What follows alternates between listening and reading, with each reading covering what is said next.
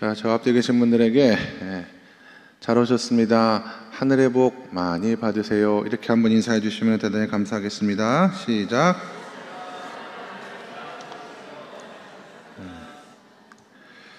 하늘의 복 많이 받으시기 바랍니다.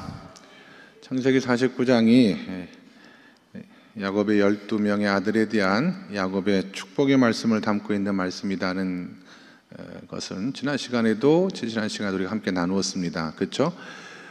그런데 특징적 우리가 이 말씀 가운데 조금 생각해 볼 것이 하나 있다고, 그런 것이 뭐냐면 소위 12명의 아들에 대한 축복장이라고 했을 때 이 예언의 말씀들이, 축복의 말씀들이 우리가 생각하는 축복과는 조금 다르다라고 하는 것을 우리가 발견했지 않습니까?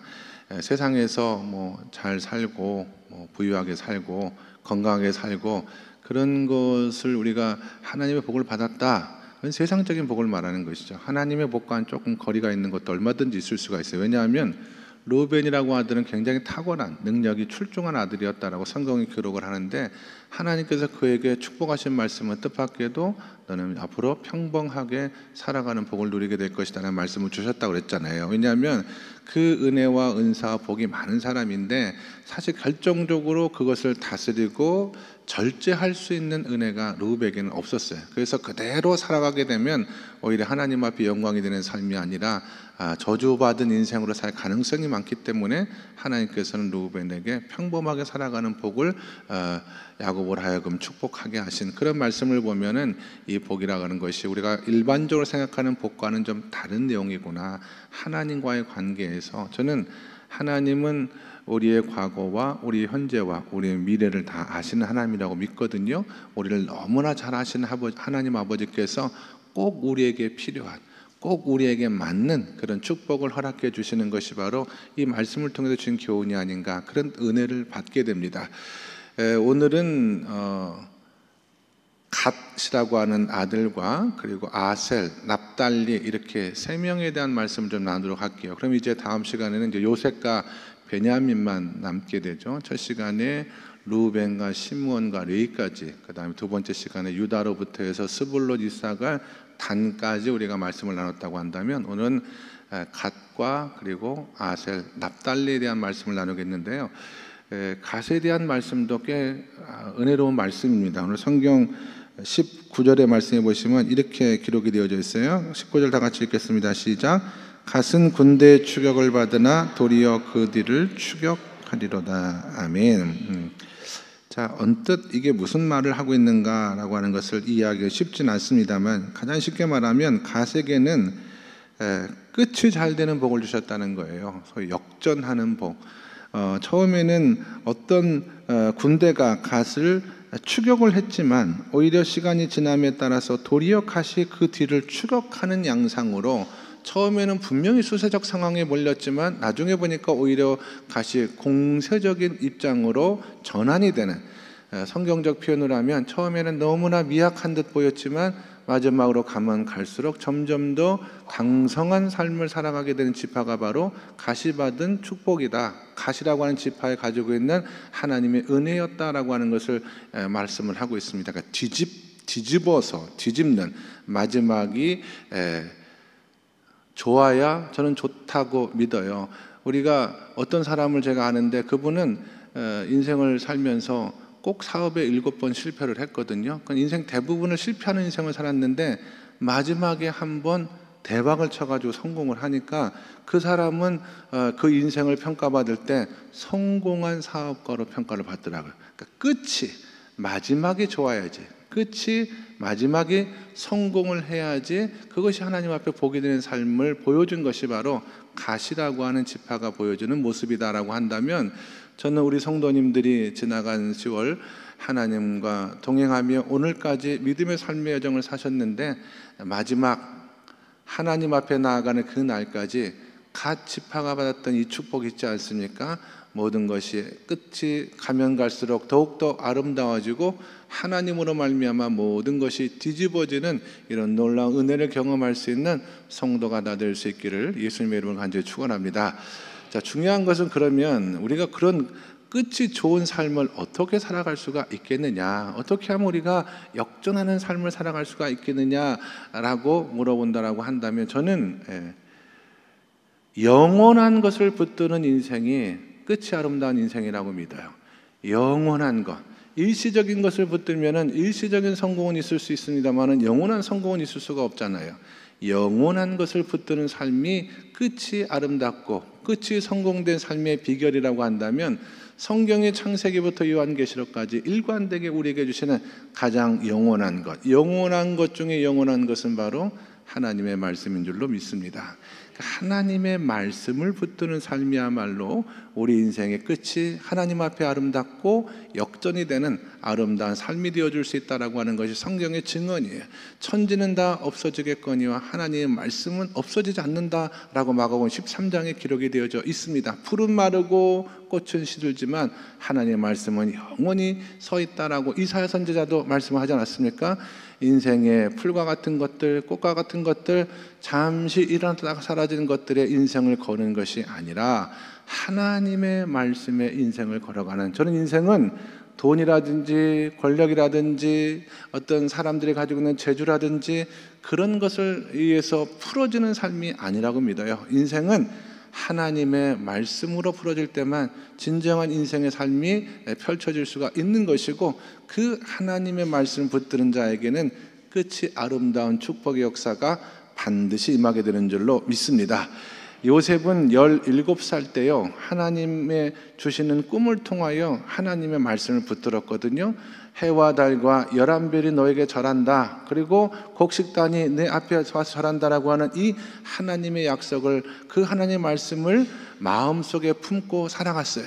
때때로 그에게 인생의 시련이 왔죠. 어려움이 많이 있었습니다. 간단치가 않았어요. 그러나 보디발의 아내가 그를 유혹하는 순간에서조차 내가 어떻게 하나님 앞에 죄를 범할 수가 있습니까? 나는 하나님의 말씀의 사람입니다. 하나님의 말씀을 떠나서 내 인생은 없어요. 그런 믿음을 가지고 당당하게 맞섰더니 결국 30살 되던 해에 애굽 온 땅을 다스리는 위대한 총리 대신으로 하나님께서 세워주실 뿐만 아니라 그런 말미암아 애굽 온 땅과 이스라엘 민족 전체가 사는 놀라운 축복의 주인공으로 쓰임받을 수 있었다라고 하는 것을 보면 요셉의 인생의 마지막은 너무나 아름다웠어요. 그가 아름다운 인생을 살아가고 성공된 인생을 살아갔던 가장 결정적인 비밀은 하나님께 주신 말씀을 붙들고 그 말씀대로의 삶을 살아갔다라고 하는 것이 성경의 증언이라고 한다면, 저와 여러분의 인생이 하나님으로 말미암아 끝날 성공된 인생이 되길 간절히 바라시는 분들은요, 하나님의 말씀, 영원히 사라지지 아니하는 그 하나님의 말씀을 붙들고 그 말씀 앞에 신앙과 믿음의 삶을 세워갈 수 있기를 예수님의 이름으로 간절히 축원합니다. 자, 두 번째 오늘 우리가 살펴볼 축복은 아셀이라고 하는 지파에 주신 축복이라고 할 수가 있습니다. 우리 20절의 말씀을 같이 한번 읽어보도록 하겠습니다. 다 같이 20절 시작.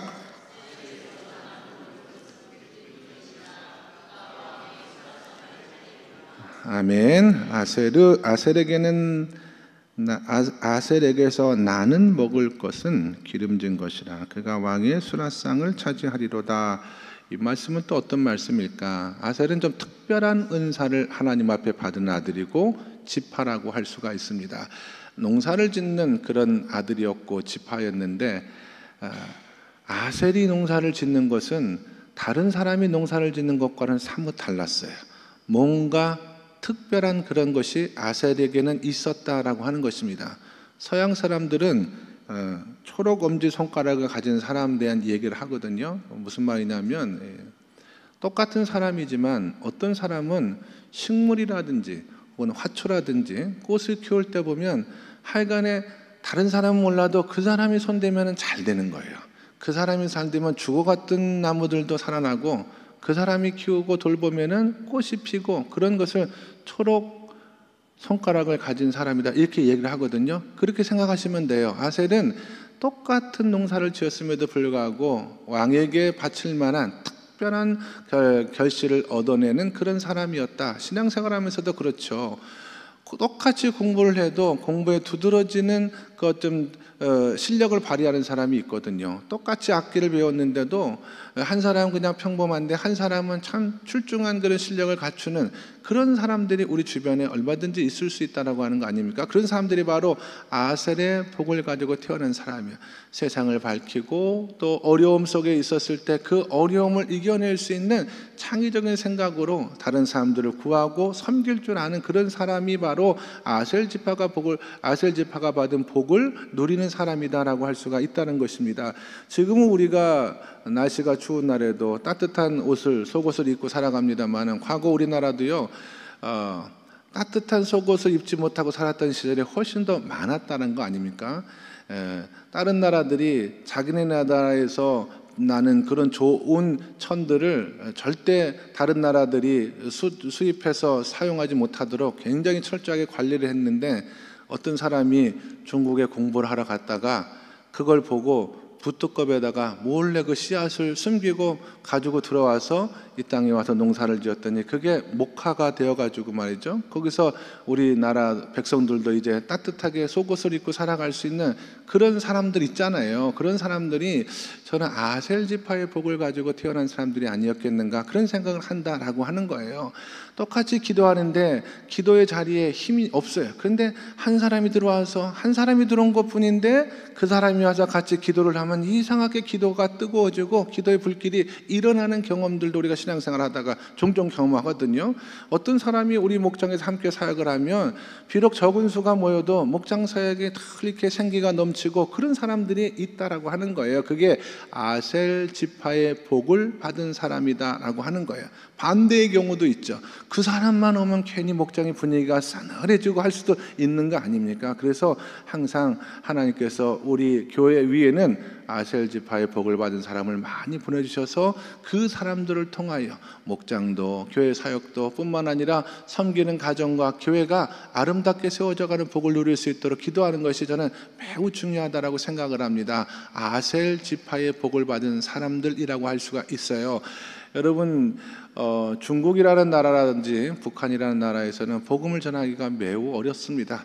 과연 북한에 예수를 믿는 사람이 얼마나 남아있을까라는 생각들을 종종 하게 되는데요. 또 그 아랍권들 있지 않습니까? 이슬람권에는 하나님의 복음이 들어가서 그 복음대로의 삶을 살아가기가 매우 어려운 형편 가운데 있습니다. 그러나 하나님은 그 나라 그 상황 가운데에서도 아셀 지파의 복을 받은 사람들을 남겨주셔서 그 사람들을 통해서 위대한 하나님의 역사를 오늘도 이루어가고 있다라고 여러분 믿으시기 바랍니다. 북한에도 정말 핍박과 그런 어려움 속에서도 찬송하며 하나님 말씀을 붙들고 그렇게 복음을 증거하며 살아가는 믿음의 사람들이 있다라고 하는 거예요. 그에 비해서 우리는 여러분 보세요. 우리는 뭐 교회에 온다고 경찰들이 와서 우리를 붙들어 가는 것도 아니잖아요. 찬양한다고 해가지고 우리는 종교의 자유가 있잖아요. 찬양한다고 해서 우리를 핍박하고 뭐 기도한다고 해서 그렇지 않은 시절을 살아갔음에도 불구하고 하나님 앞에 예배하고 하나님 앞에 기도하고 하나님 앞에 영광을 돌리는 신앙과 믿음의 삶을 살아가는 사람들이 점점 줄어들고 있는 사실이 우리를 가슴 아프게 합니다. 이 시간 말씀을 다 듣고 또 예배가 끝난 후 여러분 기도하실 때 특별히 우리 양림교회 아셀 지파의 복과 은혜를 받은 사람들을 하나님께서 많이 세워주셔서 정말 우리 교회가 특별한 신앙과 믿음의 사람들로 말미암아 하나님의 복을 누리고 그 복을 세상 가운데 나누며 살아갈 수 있는 교회가 될 수 있도록 기도하시는 저와 우리 모두가 다 될 수 있기를 예수님의 이름으로 간절히 축원합니다. 자, 마지막으로 한 아들에 대한 말씀을 더 보도록 하겠습니다. 21절의 말씀입니다. 21절 다 같이 시작.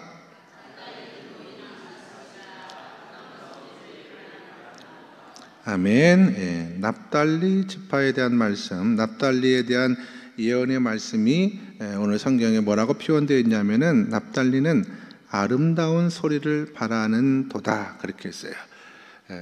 납달리는 어떻게 표현할까요? 사람들 사이에서 아름다운 말을 전함으로 말미암아, 이제 이게 커뮤니케이션이라고 하지 않습니까? 소통에 있어서 굉장히 중요한 역할을 감당했던 했던 아들이 납달리라고 하는 아들인 것 같아요. 그래서 이스라엘 사람들이 이 12지파를 동물로 형상한 그런 지도와 그림들을 많이 가지고 있는데, 납달리는 사슴으로 표현이 되고 있어요. 사슴은 굉장히 온유한 동물이기도 하고 다른 동물들 사이에서 소통을 굉장히 잘 수행하는 그런 동물로 유명하다라고 한다면, 우리 교회도 꼭 필요한 사람이 납달리의 은혜를 받은 사람이 아닐까 싶습니다. 아름다운 말로 성도들 사이를 소통하고 성도들 사이를 아름답게 연결할 줄 아는 그런 은혜로운 아들, 은혜로운 지파가 바로 납달리다라고 할 수가 있다라고 하는 것입니다. 예전에 그 상담을 공부할 때 교수님이 그런 말씀을 하셨어요. 서양도 그렇고 동양도 그렇고 딸들이 많은 집 있지 않습니까? 딸들이 많은 집에 가운데 있는 딸은 묻지도 말고 따지도 말고 무조건 며느리로 삼으라, 그런 얘기가 있었어요.